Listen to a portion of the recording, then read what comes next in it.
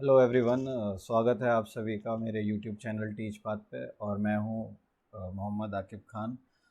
और आज की वीडियो में हम बात करने वाले हैं एच टेट 2026 एग्ज़ाम के बारे में। और जैसा कि आप जानते हैं कि एच टेट 2026 का जो एग्ज़ाम है वो ऑफिशियली शेड्यूल है मई 30 और 31 2026 को। तो लगभग आपके पास लमसम मैं बात करूं तो एक महीने का टाइम आपके पास बचा हुआ है अपनी तैयारी को पूरा करने के लिए और एग्ज़ाम के लिए। तो सबसे पहले तो मैं बताना चाहूँगा कि जो जो लास्ट एच टेट का एग्ज़ाम था 2024 वाला, वो मैंने भी दिया था। और जैसा कि आप देख सकते हैं ये मेरा स्कोर कार्ड है लेवल 2 का। और मैंने 2 लेवल पे एग्ज़ाम दिया था। ये एग्ज़ाम 3 लेवल पे होता है, level 1, level 2, level 3। I hope आप सभी जानते होंगे इसकी एलिजिबिलिटी। जो अगर आप एग्ज़ाम दे रहे हैं तो आपको एलिजिबिलिटी पता होनी चाहिए। तो जैसा कि आप देख सकते हैं ये मेरा एच टेट लेवल 2 का एग्ज़ाम रिज़ल्ट है। क्योंकि मैं यूपी से बिलोंग करता हूँ तो मैं जनरल कैटेगरी में हरियाणा के लिए अप्लाई किया था।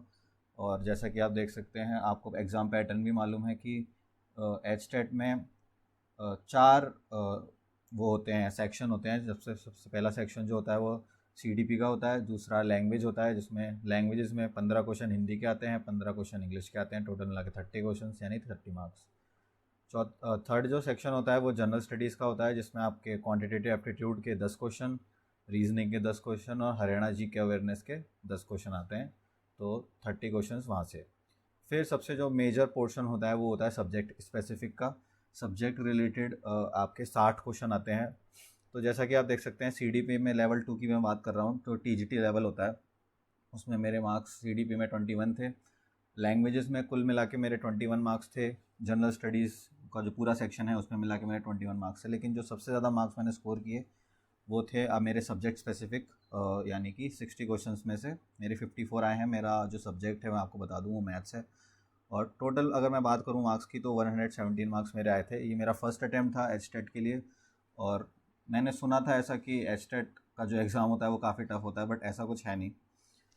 ठीक है। और मेरे 117 मार्क्स बने, सी टेट से भी ज़्यादा मेरे मार्क्स इसमें बने। क्योंकि आपका जो सब्जेक्ट स्पेसिफिक अगर आपका पोर्शन आपका स्ट्रॉन्ग है, जैसे मैंने 60 में से 54 मार्क्स आपके ऑब्टेन किए, तो आप इजीली इस एग्ज़ाम को क्वालिफाई कर सकते हैं। मैं आपको अपना लेवल 3 यानी कि जो लेक्चरर पीजीटी वाला लेवल होता है उसका मैं आपको दिखा दूँ स्कोर कार्ड। तो जैसा कि आप देख सकते हैं सीडीपी में जो मेरे मार्क्स थे वो 25 थे। और क्या कहते हैं आपका लैंग्वेजेस में कुल मिला के मेरे 16 ही नंबर थे। यहाँ पे लैंग्वेजेस में मैं अच्छा नहीं कर पाया। और जो हमारा जनरल स्टडीज़ की जो बात करें उसमें मेरे 19 मार्क्स थे out of 30। And again subject specific आप देख सकते हैं मेरा स्कोर एग्जैक्टली सेम था जितना मेरा लेवल 2 में था। आउट ऑफ 60 मेरे 54 मार्क्स थे। तो टोटल मिला के इन टोटल 114 मार्क्स मेरे लेवल 3 यानी पीजीटी लेवल पे भी मेरे मार्क्स 114 क्वालिफाइड हो चुका है। तो मैं बात करूं क्वालिफाइंग, तो आपका अब जैसे जानते हैं जैसे सी टेट 90 नंबर्स पे क्वालिफाई होता है, वैसे ही आपका एच टेट भी 90 नंबर पे ही क्वालिफाई होता है आउट ऑफ 150। तो पेपर की मैं बात करूं, पेपर का लेवल तो आसान ही होता है। आपका अगर सब्जेक्ट स्ट्रॉन्ग है मैं कहूं तो आप इजीली इस एग्ज़ाम को क्रैक कर सकते हैं। अभी आपके पास एक महीना बचा हुआ है तो मैं आपसे बस यही रिक्वेस्ट करूँगा कि आप ज़्यादा से ज़्यादा मॉक टेस्ट लगाएं। उससे क्या होगा कि आपको आपकी कमियां पता चलेंगी और फिर आप उन पर वर्क कर सकते हैं। क्योंकि अगर आप थोड़ा सा सिलेबस को भी देखें तो आप, अगर आपका सब्जेक्ट स्ट्रांग है, मैं आपसे फिर कह रहा हूँ, क्योंकि 60 क्वेश्चंस यानी 60 मार्क्स का मेजर पोर्शन आपका वहाँ से है। और अगर आप तीनों में तीनों बाकी बचे हुए जो सेक्शन है उसमें अगर 10 10 10 भी, अगर मैं आपको मिनिमम बता रहा हूँ, अगर आप स्कोर करोगे, या फिर चलो आपके सब्जेक्ट स्पेसिफिक 60 में 60 नहीं आ रहे हैं, लेकिन अगर आपके 40 प्लस नंबर आ रहे हैं तो भी आप आसानी से इस एग्ज़ाम को क्रैक कर सकते हो। कोई इशू होगा नहीं इसमें। ठीक है।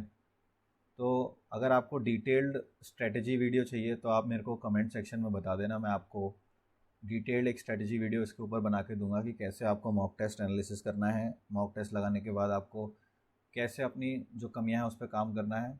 क्योंकि एग्ज़ाम क्या होता है, ऑफलाइन एग्ज़ाम होता है और मॉक टेस्ट हमें ज़्यादातर ऑनलाइन मिलते हैं। बट फेयर एनफ आप कहीं और कुछ किताब पढ़ने की, कोई वीडियो देखने की ज़रूरत पड़ेगी नहीं। आप सिर्फ अपने मॉक टेस्ट एनालिसिस करके या फिर मॉक टेस्ट से जो भी आप नोट्स बनाएंगे उससे आप बेहतर कर सकते हैं इस एग्ज़ाम में, रादर देन आप मगअप करें वीडियोस या फिर कोई बुक स्पेशली इसके लिए ख़रीदें। तो अगर आपको एक डिटेल वीडियो चाहिए एचटेट के ऊपर, उसकी स्ट्रेटेजी के ऊपर, क्योंकि 1 महीना बचा है, तो आराम से आप इस एग्ज़ाम को क्वालिफाई कर सकते हैं।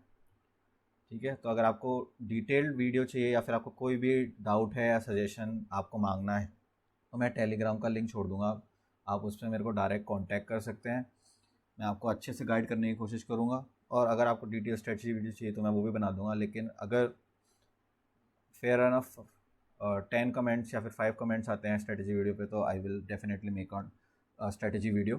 ठीक है, तो तब तक के लिए आप अपनी तैयारी जारी रखिए, और मैं कहूँगा कि टाइम कम है तो आप मॉक टेस्ट पे ज़्यादा फोकस करिए, और इससे आपका एग्ज़ाम क्लियर हो जाएगा। ठीक है, thank you so much and keep learning.